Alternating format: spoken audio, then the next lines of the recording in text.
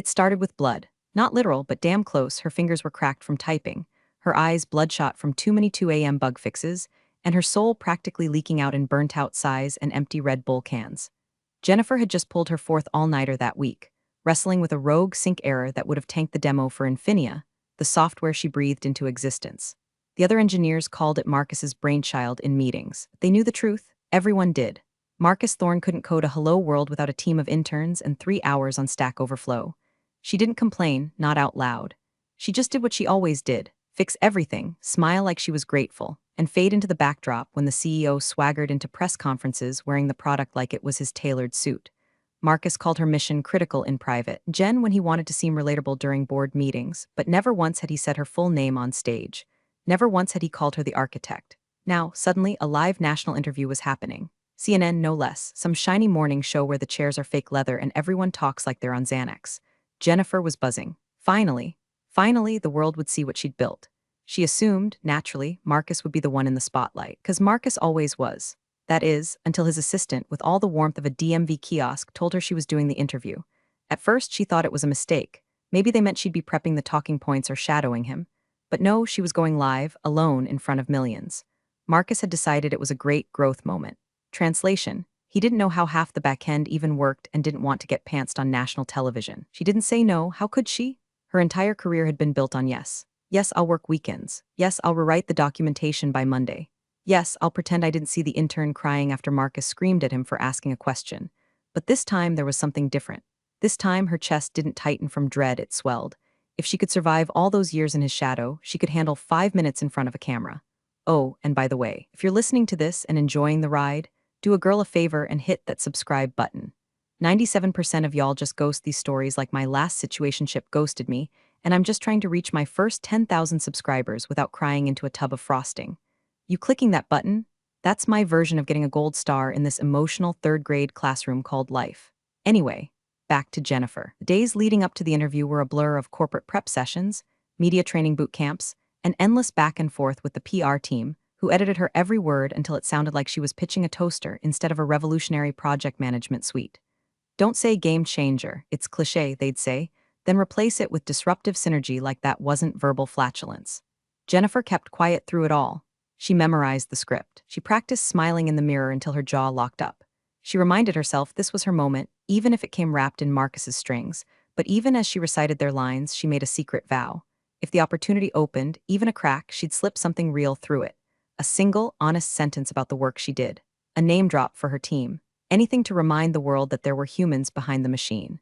On the night before the interview, she sat alone in the office, staring at the product interface one last time. The Infinia dashboard shimmered on her screen like a monument to every dinner she missed, every relationship she let crumble, every migraine she pushed through to perfect one more feature. Her mouse hovered over the shutdown button. She didn't click it. Instead, she whispered to herself, let's make them remember who built this. What she didn't know, what none of them knew, was that the interview wouldn't just be a product launch. It would be war. Marcus told her while peeling a banana like it was a negotiation tactic. Leaned back in his leather chair, office view of downtown shimmering behind his skull like a halo of lies. Jennifer, I've been thinking, he started, which was always a warning sign, like hearing a rattlesnake say your name. You've got the deepest familiarity with Infinia, he said between chews. And this interview is a great developmental opportunity. That's what he called it, a developmental opportunity. Like she was a junior intern hoping for a LinkedIn bullet point, not the goddamn architect of their entire flagship product. Jennifer didn't flinch, not in front of him. She nodded, she even smiled. But inside, her stomach was rearranging itself into a pretzel. She knew the real reason. Marcus didn't understand the product. Oh, he could parrot buzzwords. Efficiency, integration, enterprise-scale agility. But if someone asked him how Infinia's dynamic workload triaging system actually functioned, he'd blink like a busted Roomba. And with this being a live TV spot, not some pre-recorded circle jerk with their marketing team, he couldn't risk looking like a mannequin in a suit. So he sent his shield, his weapon. The one person who'd never said no to a late-night code review or a Sunday systems stress test. Her? The meeting ended with his trademark "you'll do great," tossed like a dog treat, and she walked out with her spine on fire. The PR team was already waiting outside his office with a packet labeled Jennifer, talking points. They had scheduled hair, makeup, and 3 wardrobe options, none of which involved her usual flannel and jeans. Her anxiety didn't bloom, it detonated. But right beneath it, curling tighter around her chest, was something hotter: resolve. This wasn't a handoff, it was a challenge. and she wasn't about to let the product she bled for get reduced to a bullet point list recited by a CEO who once asked if API was the same thing as a firewall. Jennifer spent the next 72 hours inhaling every possible question they might ask. She practiced in front of her bathroom mirror until her voice went hoarse. She tweaked her slide deck. She added subtle shout-outs to team members in her anecdotes. She adjusted her tone, her cadence, even her hand movements, using every ounce of knowledge she'd collected from years of presenting to rooms full of men who spoke to her like she was a sentient stapler. Because this interview, it wasn't just about publicity. It was about legitimacy. One good segment could bring in the final investment needed to lock down market dominance. That meant full-scale rollouts, government contracts, maybe even international licensing. It meant ensuring the survival of the product long after Marcus inevitably screwed something up and blamed the janitor. But most of all, it meant legacy. Jennifer didn't want applause. She didn't need her name in neon. But she needed people to know that she built this. That Infinia was a product of purpose, not marketing fluff. That under the metrics and jargon, there lived something real. Something human. She was still tweaking her answers at 2:17 a.m. on the day of the interview, sitting on her couch in sweatpants and a hoodie, surrounded by cold pizza and open-code windows. Her cat Moose had passed out on her laptop hours ago. Her phone buzzed with a final message from Marcus. Big day tomorrow. Remember, represent the company, not yourself. No punctuation. No good luck. No thank you. Jennifer stared at the screen until her eyes burned and typed back, understood. But she didn't hit send. She deleted it, and she let the message rot in the silence it deserved. The TV studio looked like the inside of a spaceship that only broadcasted corporate dreams and lies. Polished chrome surfaces, LED panels glowing like alien jellyfish, and a reception desk staffed by a woman with a smile so plastic it could have been 3D printed. Jennifer stood frozen in the lobby for a full minute, gripping her portfolio like it could anchor her to earth. This wasn't like pitching to venture capitalists in some oak-paneled conference room or demoing features to half-asleep board members with golf tee times. This was the national spotlight.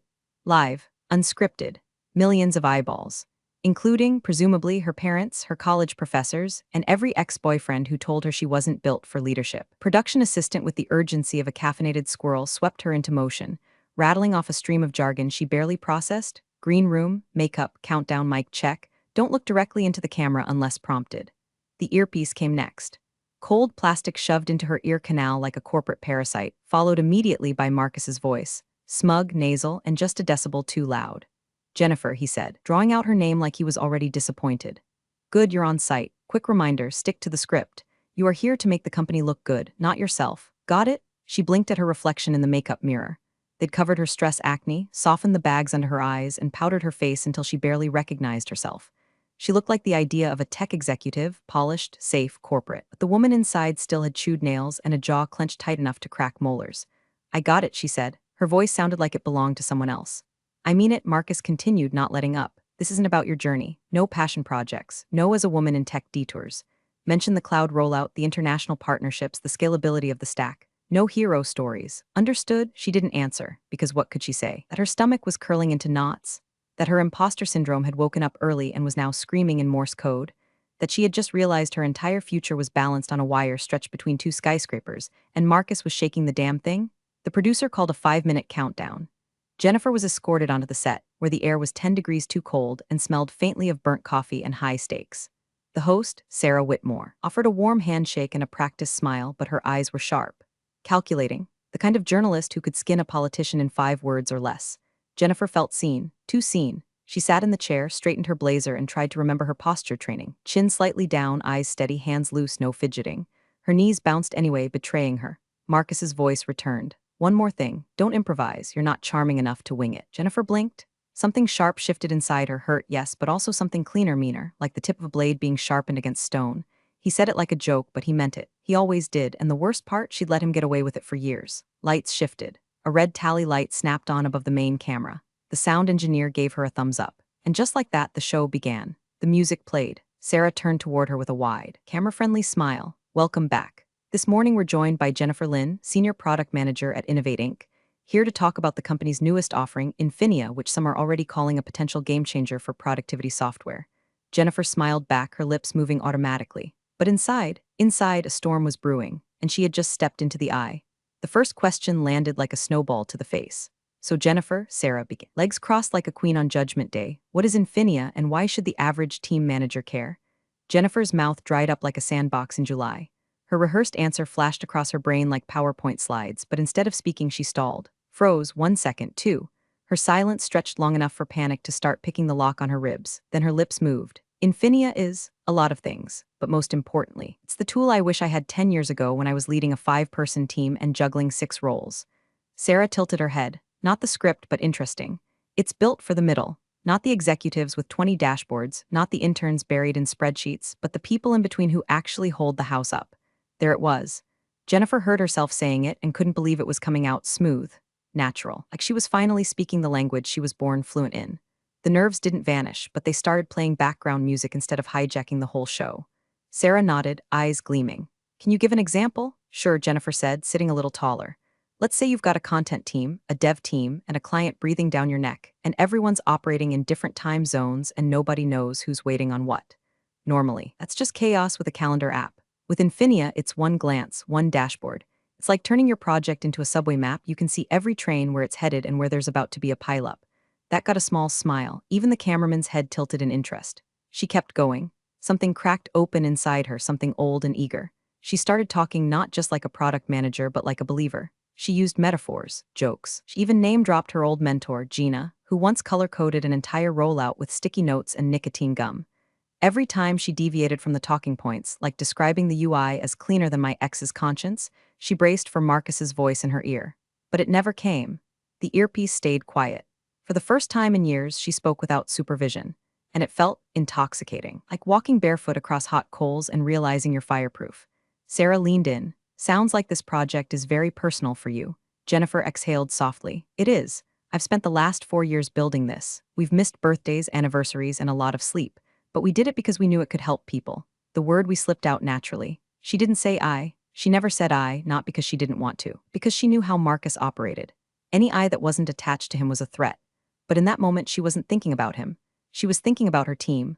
About Ravi's spaghetti code wizardry, about Lena patching UX wireframes at midnight with a newborn crying in the background. She started to feel, dare she say it, proud. The producer held up a cue card. 3 minutes left. Sarah smiled again. Well, Jennifer, it sounds like Infinia's in good hands. Final question, what do you hope users feel the first time they open it? Jennifer didn't hesitate. Relief, she said. I want them to feel like someone finally thought about their day before telling them how to work. I want them to feel seen. Sarah paused for half a beat as if digesting the honesty, then nodded slowly. Beautifully said. Jennifer smiled back, and for the first time in years, it reached her eyes. The red light above the camera blinked to signal the final segment. And still, no word from Marcus. She let herself believe, just briefly, that maybe he was watching and realizing she wasn't a liability. Maybe, just maybe, he was proud too. It's called adaptive logic flow, Jennifer said, her eyes sparkling like a woman introducing her firstborn to the world. And it's probably the most human thing we've ever coded. Sarah leaned forward slightly, sensing a peak. Tell us more.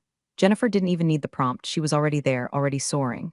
So the system watches your workflow, how you assign, reprioritize, cancel, or delegate tasks. And then it adapts. It starts anticipating you. Like if Mondays are chaos and Fridays are dead, it'll reroute your timelines to give you breathing room without you even asking. It's intuitive, it's empathetic, and that's when it hit.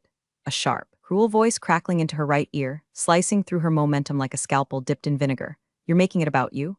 You're done. Clean out your desk. Marcus. She flinched. It was barely visible, just a blink, a half-second inhale, the kind of twitch only people trained to notice everything would catch. Unfortunately, she was sitting 6 feet from Sarah Whitmore and 30 inches from a camera broadcasting in 4K to the entire goddamn country. Jennifer's mouth was still half open, her thought trailing like a balloon with a slashed string. She could hear herself saying, and it's, but the rest never arrived. Her heartbeat roared in her throat. Every cell in her body froze like a deer realizing the headlights weren't stopping. Her pupils dilated. The camera zoomed in for the highlight moment, the golden clip where the visionary behind Infinia explains her genius. Instead, world got front row seats to Jennifer's complete unraveling. Her eyes darted sideways, not at anything, just away, away from the moment, away from the invisible blade Marcus had just plunged between her ribs. The triumphant gleam vanished from her face like a light switched off during a power outage. Clean out your desk.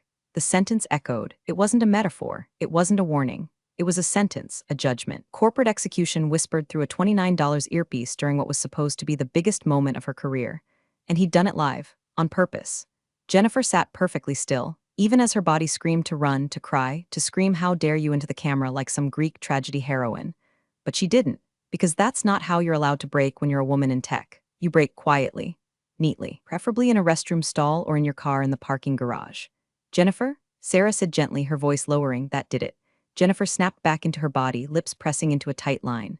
Her brain scrambled for the words she'd dropped like broken porcelain, but they wouldn't come, not now, not with Marcus's words still poisoning her ear canal. She swallowed hard. She started, voice thin as tissue paper.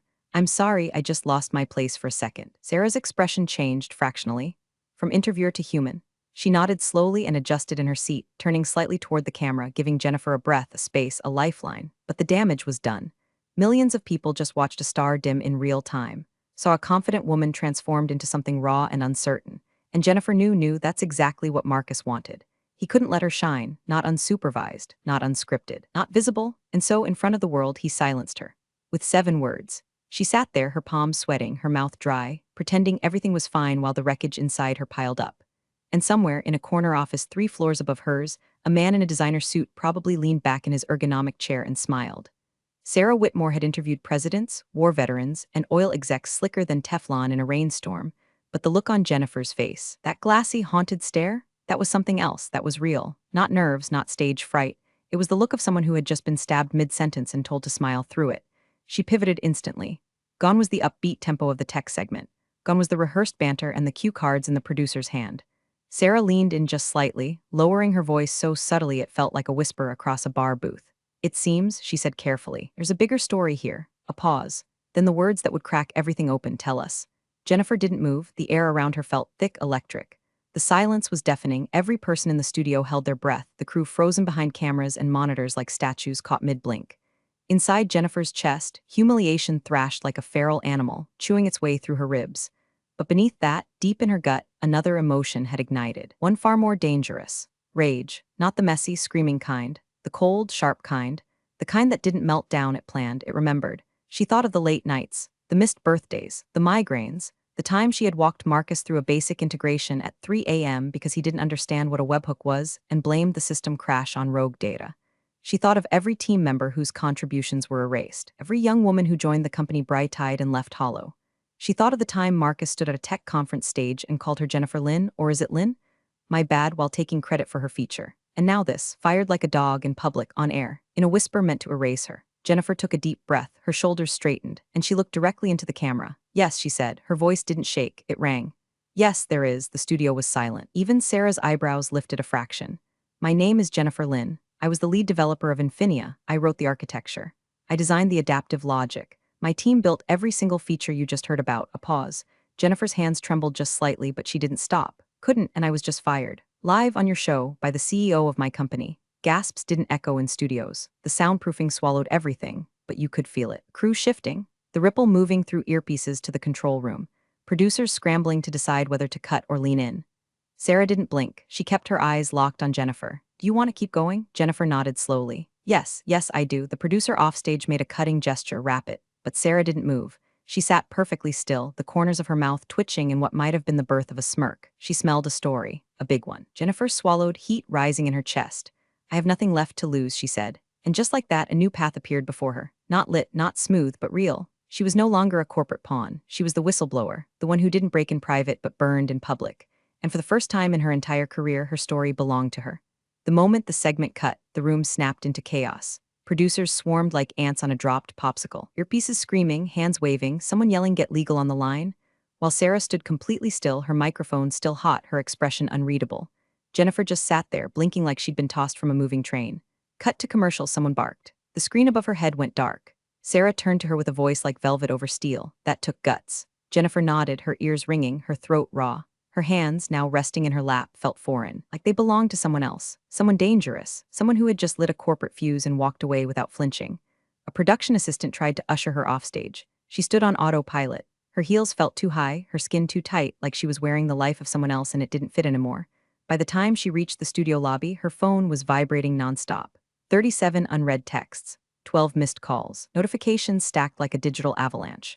She opened one text from Ravi, holy shit, Jen, what just happened? Another from Lena, we are all behind you. You just did the bravest thing I've ever seen. And then her LinkedIn, already exploding, posts, shares, clips.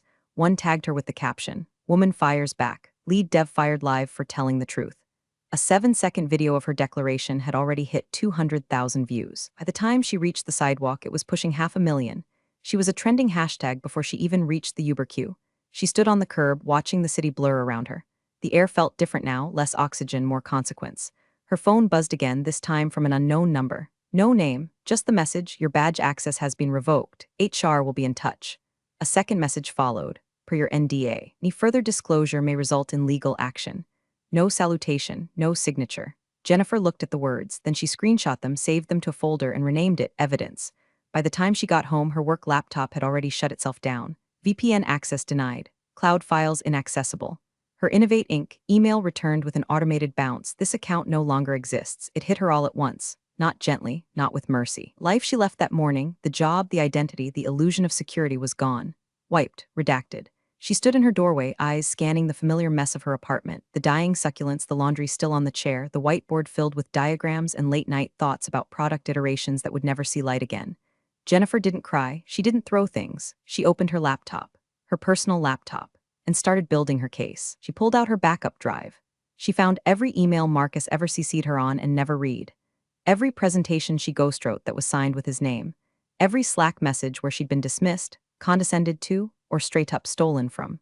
She opened a folder titled Late Night Dev Notes, where she'd saved screenshots of the original codebase and architecture drafts she created at 2:00 a.m. while Marcus was God knows where, probably schmoozing investors over stake he'd expense and stories he didn't write. And the texts. Oh, the texts. Marcus didn't email when he wanted something shady. He texted, informal, sloppy.